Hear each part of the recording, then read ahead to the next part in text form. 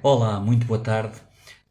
Cá estou eu novamente para deixar uma palavra para aqueles que quiserem ouvir e que seja pertinente, que seja de bênção para os corações que buscam a verdade. Como Jesus sempre disse, se alguém tem sede, venha a mim e beba.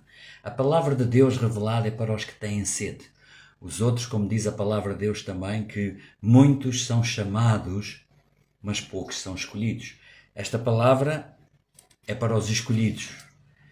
Os chamados são aos milhões, mas os escolhidos são aqueles que têm um coração que buscam a verdade, que querem a verdade, que se humilham diante de Deus, e para esses a palavra de Deus é revelada.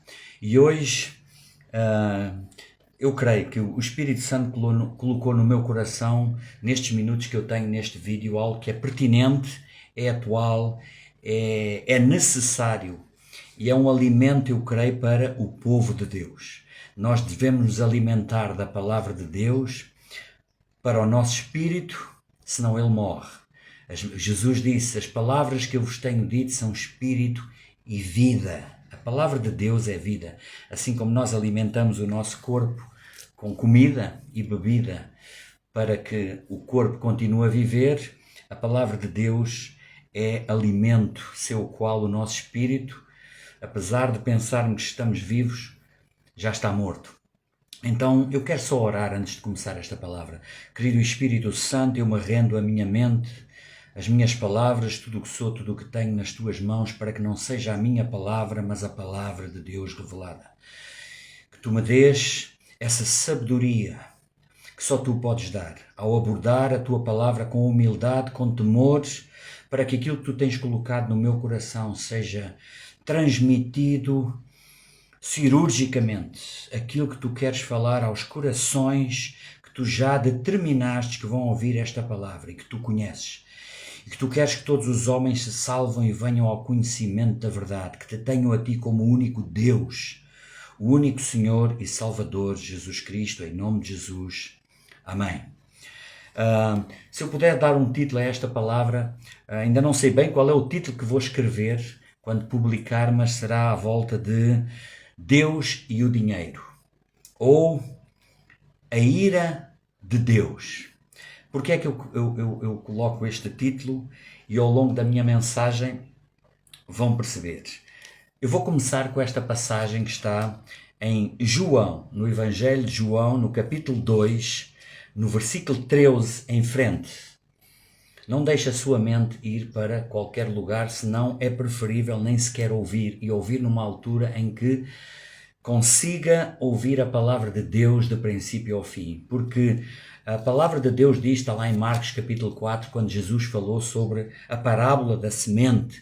Existem 4 tipos de coração, eu já coloquei um vídeo sobre isso, já agora quero sugerir, se quiser, eu tenho um canal também de YouTube, além destes vídeos serem colocados no Facebook, eu tenho um canal no YouTube em que todos estes vídeos são colocados, você pode subscrever e ouvir quando quiser, as vezes que quiser, estão mais de 130 vídeos, penso eu agora, e Jesus falou sobre a questão dos 4 tipos de coração. Só um dos 4 tipos agrada a Deus, aquele que é um bom solo e que ouve a palavra e frutifica a 30, a 60 e a 100 por um. E a minha oração é que aquele que me está a ouvir seja esse tipo de coração. Não deixe que ao estar a ouvir esta palavra a sua mente se distraia como os outros 4 tipos de coração, as ambições desta vida, aquilo que os outros vão dizer. Vem e tira a palavra e essa palavra não produz fruto. Não adianta de nada. Nós temos não somente que ser ouvintes, mas praticantes da palavra de Deus. E então aqui nesta passagem, sobre a ira de Jesus. A ira de Jesus, e eu vou continuar por estes versículos a salientar a questão do que deve ocupar prioritariamente o nosso coração. E vou falar especificamente sobre o dinheiro. O dinheiro, o que é o dinheiro? Quem criou o dinheiro? Deus criou o dinheiro. Nós não podemos viver sem dinheiro. Não existe mal nenhum no dinheiro. Sigam o meu raciocínio. Jesus está aqui. Jesus purifica o templo. João capítulo 2, versículo 13. Estando próxima a Páscoa dos judeus, subiu Jesus para Jerusalém, e encontrou no templo os que vendiam bois, ovelhas e pombas, e também os cambistas assentados, tendo feito um azorrague de cordas, um chicote, não é? De cordas, expulsou todos do templo, bem como as ovelhas e os bois, derramou pelo chão o dinheiro dos cambistas. A ira de Jesus é a única vez nas Escrituras em que Jesus, possuído de ira santa, foi violento.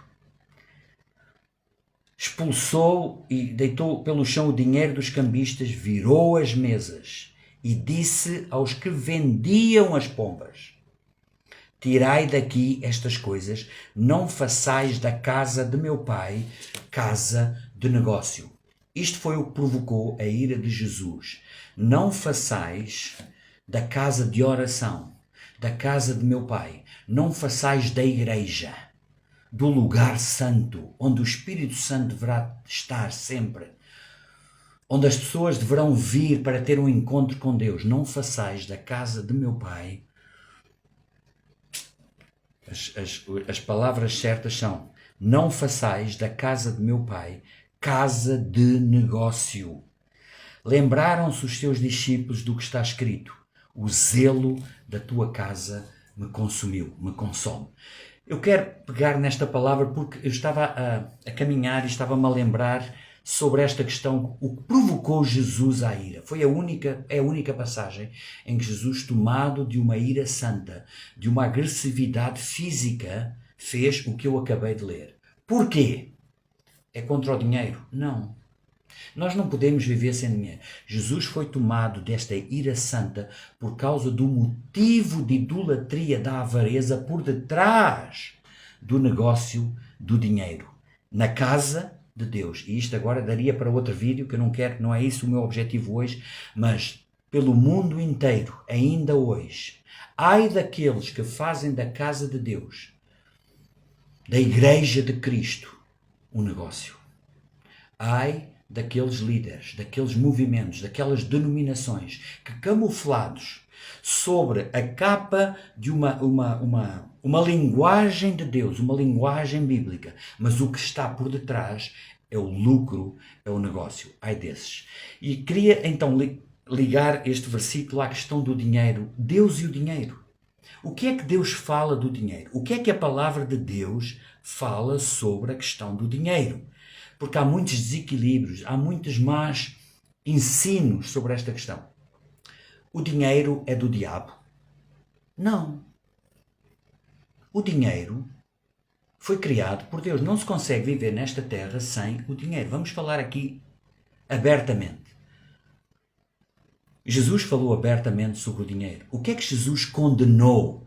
Condenou a atitude de idolatria, de avareza por detrás do dinheiro. A palavra de Deus diz assim, eu vou seguindo aqui alguns versículos que fui apontando aqui. A palavra de Deus diz assim em 2 de Timóteo, capítulo 6, versículo 10. O amor ao dinheiro é a raiz de todo o mal. O amor, não diz assim, o dinheiro é a raiz de todo o mal. O amor, aquela atitude de alguém, e que são os bilhões, que vivem a vida, o motivo que está por detrás, o maior impulso no coração que os faz levantar, que os faz viver, é ganhar mais dinheiro, é ter o melhor carro, é ter uma melhor casa, é ter uma conta bancária choruda, gorda, como eu costumo dizer. E esse é o objetivo por detrás que faz com que seja idolatria. O amor ao dinheiro é a raiz de todo o mal. Outros versículos sobre esta questão, de colocar o dinheiro na posição certa da pirâmide em relação a Deus. Em Salmos, eu não vou lá por causa do tema, mas eu tenho aqui a palavra de Deus, estive aqui a colocar os versículos. Em Salmos 62, versículo 10, diz assim: se as tuas riquezas prosperarem, se as tuas riquezas aumentarem, não ponhais nisso o vosso coração. E diz tudo em duas frases. Se quer dizer que as nossas riquezas, nós podemos ser tremendamente ricos. Não diz assim, que nunca as vossas riquezas aumentem. Livrem-se disso. Não. Se, por causa do teu trabalho, do teu dom, da tua dedicação, seja do que for, se tu te tornares muito e muito rico, não coloques nisso o teu coração. E é interessante que aqui há alguns anos, eu lembrei-me há pouco tempo sobre esta passagem, que só existe uma que eu me lembro nas Escrituras. Eu quero lá ir, desculpem, está em 2 de Crónicas. 2 de Crónicas, capítulo 17. Está a falar da vida de um rei. Estamos a falar aqui sobre a questão de o lugar que as riquezas devem ocupar na nossa vida. Porque até a palavra de Deus diz, Deus é o Pai das luzes e que tudo o que Ele nos dá é para o nosso benefício. Ele quer que nós vivamos uma vida abundante. Jesus disse em João, eu não tinha apontado este versículo, em João capítulo 10, versículo 10. O diabo, o ladrão, veio para matar, roubar e destruir. É o alvo do diabo, das trevas, roubar, matar, destruir, doença, enfermidade, pobreza, destruição. E Jesus no mesmo versículo diz assim, eu vim para que tenham vida e vida com abundância, que inclui a vida financeira.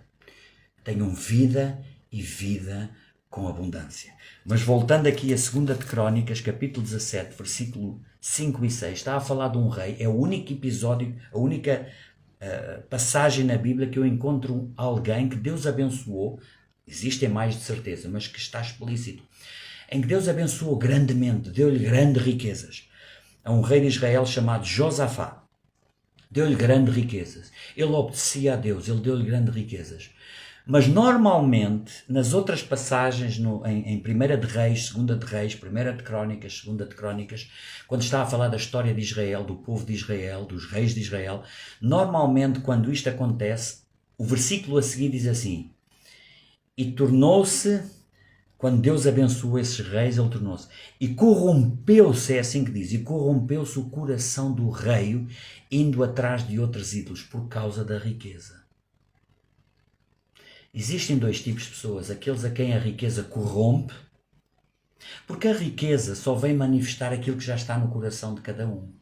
Se alguém for sincero, honesto, humilde, correto, nem que tenha agora de momento 100 milhões de euros, não altera a sua postura, a sua atitude, porque as riquezas não vai corromper o seu coração. Ele só vai usar essas riquezas segundo aquilo que Deus coloca no coração para ajudar outros.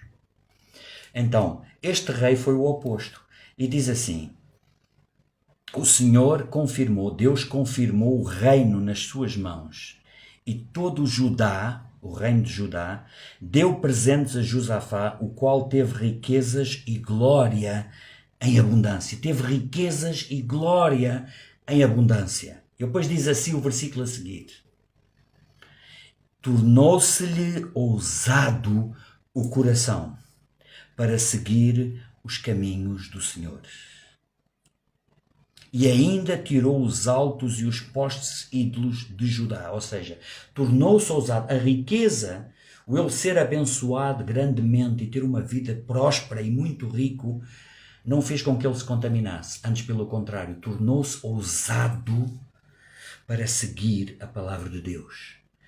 Para destruir a idolatria, para tirar do reino de Judá os falsos ídolos, a falsa adoração. Tornou-se ousado o coração do rei. Eu queria deixar esta palavra para colocar aqui entre 2 de Crónicas 17, 5 e 6, Salmos 62, 10 e 2 de Timóteo capítulo 6, versículo 10, sobre o lugar.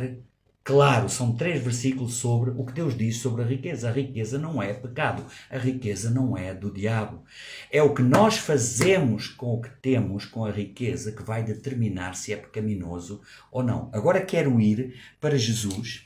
Há aqui ainda uma passagem que está em Eclesiastes, eu quero lá ir, neste tempo que eu tenho, em Eclesiastes, capítulo 5. E aqui estamos a falar de Eclesiastes, um livro que foi escrito pelo rei Salomão.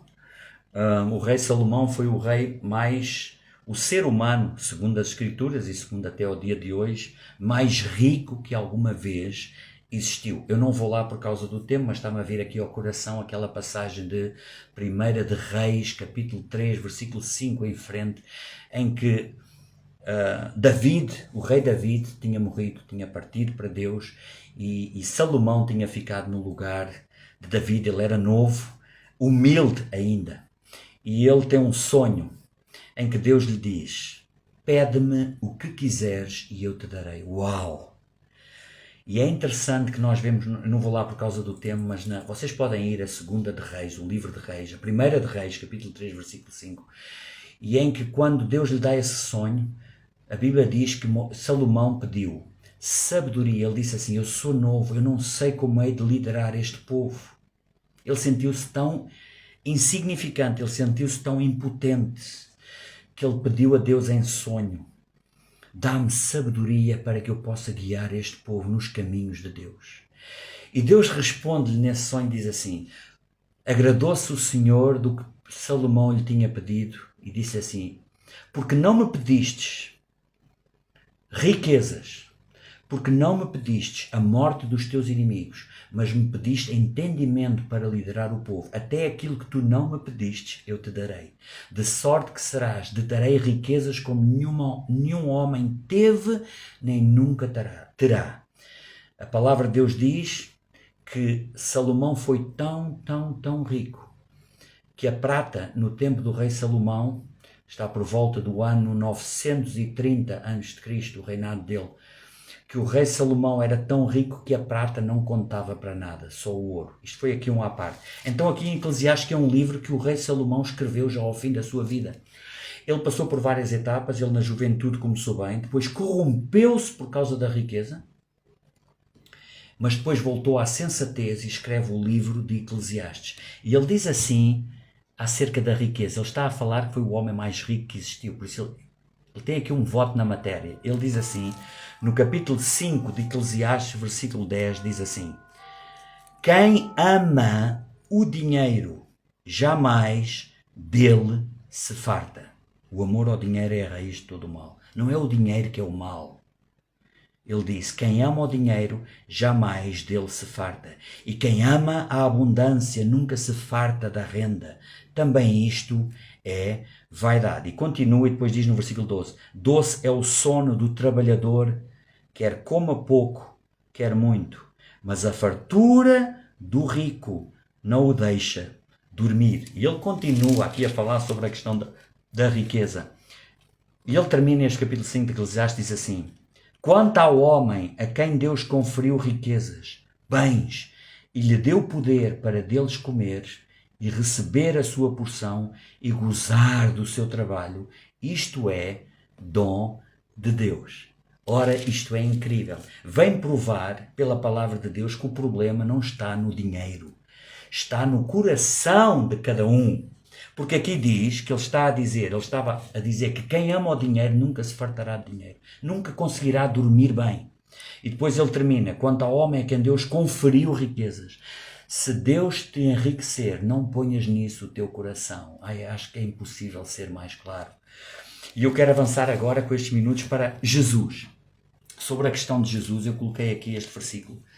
Está em Marcos capítulo 10, versículo 23, que está a falar sobre aquela passagem que todos conhecem, que Jesus estava a falar do dinheiro. Mas há aqui uma outra passagem em Lucas que veio agora ao meu coração, que quando alguém vem ter com ele e diz-lhe assim, está lá em Lucas no capítulo 12 e diz-lhe assim: mestre, ele estava a caminhar e vem alguém ter com ele e diz-lhe: mestre, diz a meu irmão que divida comigo a herança.